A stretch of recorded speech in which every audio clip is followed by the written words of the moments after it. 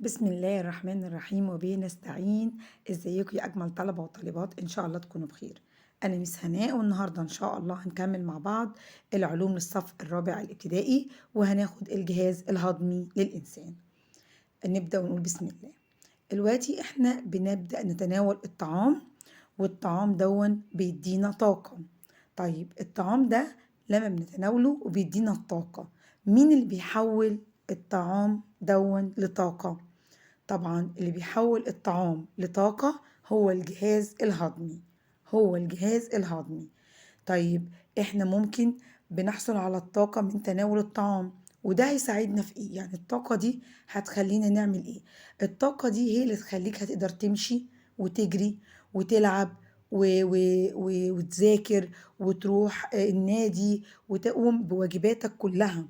زي ما الإنسان كده لما بيقعد فترة ما بيقدرش، مثلا ما بيكونش واكل كويس او عدى على اخر وجبة مثلا وقت طويل، فتبدأ تقول انا حاسس ان انا تعبان او انا مرهق، او ماما تقول انا تعبان او عنده هبوط، او حد لما بيتعب بنبدأ نقول انت اكلت اخر مرة امتى، او نعمل له مية بسكر. كل ده بيدل ان الانسان ده او الشخص التعبان ده جسمه ما فيهوش طاقة، وده نتيجة إن هو ممكن يكون كل من فترة طويلة فجسمه استهلك الطاقة كلها اللي فيه، فبالتالي بدأ الإنسان يحس بالتعب والأرق. يبقى إحنا بنحصل على الطاقة من تناول الطعام. طب لما نحصل على الطعام ده والطعام ده يتحول لطاقة، نقدر نمشي ونذاكر ونجري ونروح أعمالنا. طب يحتاج الجسم إلى الطاقة للقيام بوظائف كتير، أقدر أتحرك، أتنفس، أفكر. يبقى الجسم لما بيحصل على الطاقة بيقدر يقوم بالوظائف بتاعته. طب الجهاز الهضمي ده بقى بيتكون من ايه؟ بيتكون من اعضاء، وهناخد عضو عضو في الجهاز الهضمي وايه وظيفته بالظبط. يبقى الجهاز الهضمي بيتكون من اعضاء، والاعضاء دي بتساعدنا على تفتيت الطعام. طب مين هو الجهاز المسؤول عن هضم الطعام؟ الجهاز الهضمي. يبقى ايه وظيفة الجهاز الهضمي؟ هضم الطعام وتحويله إلى صورة بسيطة يقدر الجسم يستفيد منها. طب تعالوا نشوف مما يتكون الجهاز الهضمي وإيه هو تركيب الجهاز الهضمي. زي ما احنا شايفين كده، الجهاز الهضمي بيتكون من الفم، وبعد كده المريء، والمريء هيودينا للمعدة، وبعد كده عندنا الأمعاء الدقيقة والأمعاء الغليظة وفتحة الشرج. يبقى الجهاز الهضمي بيتكون من الفم، المريء، المعدة، الأمعاء الدقيقة، الأمعاء الغليظة، وبعد كده فتحة الشرج. نبدأ بقى بالفم. زي ما احنا شايفين كده، الفم أول حاجة بيدخل فيها الطعام. يبقى الفم بيبدأ هضم الطعام في الفم. هتقولي طب ايه اللي يخليه يبدأ؟ بص كده لأي أكل بتاكله، بالذات لو كان مثلا مكرونة أو رز، هتلاقيه بدأ يدوب أول ما يخش الفم. حتى ساعات الأطفال نقعد نقول لها اندغي، اندغ الأكل، بالذات المكرونة أو الرز أو الرز أو العيش، لأن هو من نوع النشويات، والنشويات دي اللي هي زي المكرونة وزي الرز وزي العيش بيدوبوا بسرعة في الفم. يبقى أول مكان بيبدأ فيه هضم الطعام الفم. الفم أول مكان بيبدأ فيه هضم الطعام. طب الفم يوجد فيه اللعاب. هتقولي ايه اللعاب ده؟ اللعاب ده اللي هو ريقنا، ريق الإنسان. الريق ده هو ده اللعاب. الريق ده سبحان الله من عند الله سبحانه وتعالى بيختلط بالطعام، وبالتالي بيسهل بلع الطعام. تخيل لو انا ببلع دلوقتي الطعام وهو ناشف، ما فيهوش رقنا ده اللي بيخليه سلس وبيخليه سهل واحنا بنبلع، هيبقى بالظبط حاجة ناشفة ومش قادرين نزقها، وسبحان الله وتنزل في قلب المريء عندنا او في زورنا. يبقى سبحان الله اللعاب ده حاجة مهمة جدا بتساعد على هضم الطعام. لا مش بس كده، ده بتساعد على بلعه كمان. يبقى أول مكان بيبدأ فيه هضم الطعام في الفم. والفم بيتكون فيه أسنان وفيه لسان. اللسان طبعا ده عضو الكلام، يعني احنا بنتكلم بلساننا. مش بس كده، ده اللسان بيخلط الطعام باللعاب ويسهل ان احنا نقلب اللعاب مع الطعام، وبالتالي يسهل برضو البلع. يبقى كده اللسان وظيفته إن هو عضو الكلام، وكمان بيسهل البلع عن طريق خلط اللعاب بالطعام.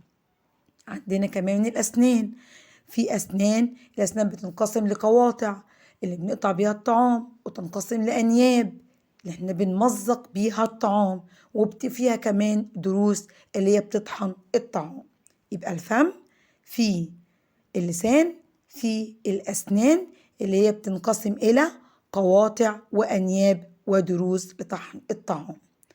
طيب بس كده لأ، ده في كمان غدد لعابية اللي هي موجودة تحت اللسان. طب الغدد اللعابية دي اللي هي ايه؟ بتطلع اللعاب. الغدد اللعابية دي هي اللي بتفرز اللعاب. اللعاب ده اللي هو رئنا اللي بيسهل ايه؟ بلع الطعام. وبكده يبقى أخدنا أول جزئية اللي هو الفم بالتفصيل، في غدد لعابية، في اللسان، في الأسنان. تعالوا بقى نروح للمريء. ايه هو المريء؟ المريء ده أنبوبة، ولازم نقول أنبوبة عضلية، لأن هي ليها حركة. يعني هو مش مجرد أنبوبة بس، لا، هو أنبوبة بتتحرك. طب أما بتتحرك بيحصل إيه؟ بيبدأ الطعام بينتقل فيها من الفم لحد ما يوصل للمعدة. طب لو الأنبوبة دي ما اتحركتش، الطعام هيفضل متعلق جوه المريء. تمام؟ يبقى الأنبوبة عضلية، يبقى لازم المريء يكون أنبوبة إيه؟ عضلية. خلاص؟ ووظيفته بينقل الطعام من الفم إلى المعدة. بينقل الطعام من الفم للمعدة. بعد كده تعالوا نشوف بقى، وصلنا خلاص بالطعام لحد المعدة. المعدة زي ما احنا شايفينها كده كيس عضلي. برضو عضلي؟ برضو عضلي. ليه؟ لأنه برضو بيتحرك. المعدة عبارة عن كيس عضلي. طب المعدة بتفرز عصارة اسمها عصارة معدية. العصارة المعدية بتعمل ايه؟ بتساعد على هضم الطعام. بس المعدة بقى بيفضل فيها الطعام عدة ساعات لحد ما يتحول لسائل. بس محدش يغلط ويقول إن المعدة هي أول مكان لهضم الطعام. لا، أول مكان لهضم الطعام الفم. أول مكان لهضم الطعام الفم. بعد كده بيعدي من المريء بيوصل لحد فين؟ المعدة. طيب في المعدة بيتم هضم الطعام، بيتهضم فيه الطعام، بس برضو مش هضم كامل. نقدر نقول نص هضم. نص هضم. تمام؟ نص هضم في المعدة، وبيقعد فيها الطعام عدة ساعات لحد ما يتحول إلى سائل أو شبه سائل. طيب لما الطعام بيقعد عدة ساعات في المعدة، بعد كده بينتقل لفين؟ هينتقل إلى الأمعاء الدقيقة. تعالوا نشوف كده شكل الأمعاء الدقيقة. أهو ده شكل الأمعاء الدقيقة. طب الأمعاء الدقيقة دي هيجي لها الطعام من المعدة زي ما اتفقنا، وصلنا آخر مكان بعد المريء المعدة. طب هيجي لها الطعام من المعدة. طب طول الأمعاء الدقيقة دي قد إيه؟ طولها حوالي 6 متر. هنا بقى هيتم هضم الطعام هضم تام. يبقى هو كان في المعدة مش هضم تام، كان نص هضم، كان نصف هضم. هضم ايه؟ مش كامل. طب هيتم هضمه بالكامل فين؟ في الأمعاء الدقيقة. وطولها قد ايه؟ 6 متر. طب في المعدة كانت في عصارة اسمها عصارة معدية. طب في الأمعاء الدقيقة لأ، في الأمعاء الدقيقة عندنا عصارة الكبد وعصارة البنكرياس. يبقى في الأمعاء الدقيقة العصارة اللي بتهضم الطعام عصارة الكبد وعصارة البنكرياس. وفيها هيتم هضم الطعام هضم كامل أو هضم كامل. الهضم هو الهضم. تمام؟ الطعام هيتهضم تماما أو هيتهضم تماما. طيب بعد الطعام ما يحصل له هضم تام أو هضم تام، هيحصل إيه؟ هيوصل بقى خلاص يبقى سائل زي المية بالظبط. يبدأ يوصل للدم عن طريق الشعيرات الدموية، ويبدأ الدم يوزعه لبقية أجزاء الجسم. طيب كده الأكل اتهضم هضم تام. تمام، اتهضم هضم تام. هيحصل إيه لبقايا الطعام؟ هو ده بقى اللي هيحصل، إنها هتنتقل بقايا الطعام اللي ما اتهضمتش إلى الأمعاء الغليظة. طب إيه وظيفة الأمعاء الغليظة؟ هي وظيفة واحدة، إن هي بتستخلص كل المية اللي موجودة في بقايا الطعام، يعني بتعصر بقايا الطعام تماما تماما من المية، بتخليها شبه جافة ما فيهاش مية. طيب وبعدين خلاص كده بقى ده بقايا الطعام وناشف وما فيهوش ميه، لان الامعاء الغليظه عملت ايه؟ خلصته من الميه، يبدا يخرج عن طريق فتحه الشرج على هيئه براز. يعني سبحان الله، كده خدنا انتقال الطعام من اول ما يخش جسم الانسان لحد بقايا الطعام لما تخرج في صوره براز عن طريق فتحه الشرج. أهم معلومتين في الجزئية الأخرانية إن الأمعاء الدقيقة يتم فيها هضم الطعام هضم كامل كامل كامل. تمام.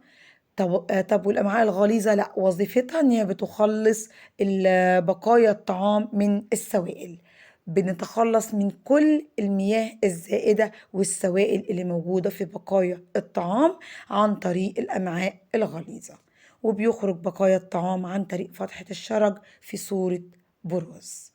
تعالوا نشوف بقى الفرق ما بين الجهاز الهضمي لبعض الحيوانات زي البقرة وزي الكلب.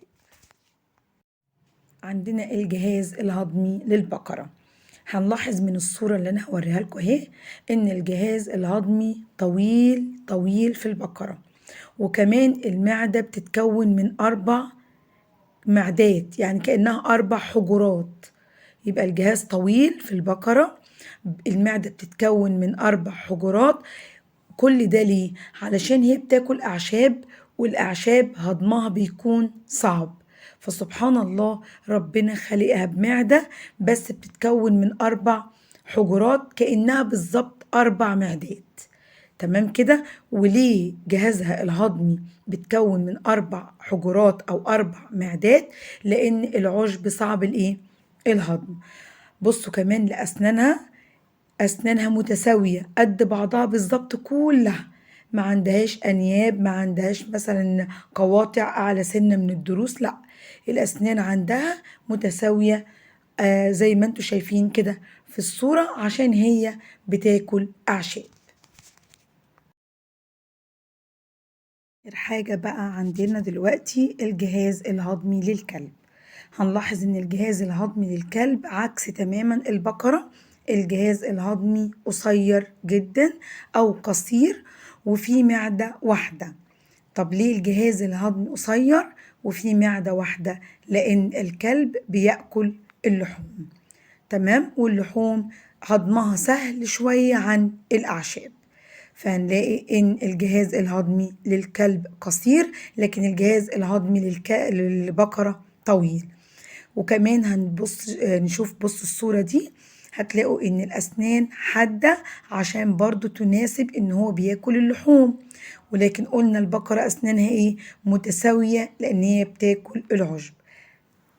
أتمنى كده يكون الشرح واضح وسهل وأكون وصلت لكم المعلومة، واللي يقف مع حاجة ممكن يكتب لي في التعليقات، وإن شاء الله المرة الجاية ننزل فيديو بالتمارين على الجزئية اللي فاتت.